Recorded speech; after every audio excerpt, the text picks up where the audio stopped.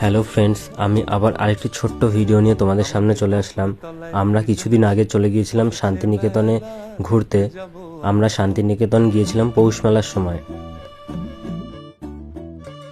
আমরা বোলপুর শান্তিনিকেতন গিয়ে প্রথমে আমরা চলে গিয়েছিলাম সোনাঝুরি হাট। সোনাঝুরি হাটে রকমারি জিনিসপত্র পাওয়া যায়। এখানে পৌষ মেলার জন্য প্রচণ্ডই ভিড় ছিল ওই সময়।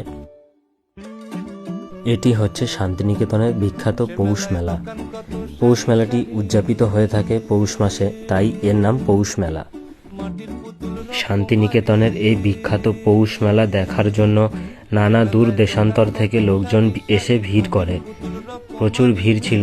আর এখানে মেলার বিশেষ আকর্ষণ ছিল নাগরদোলা। নাগরদোলা ছিল দেখার মতো।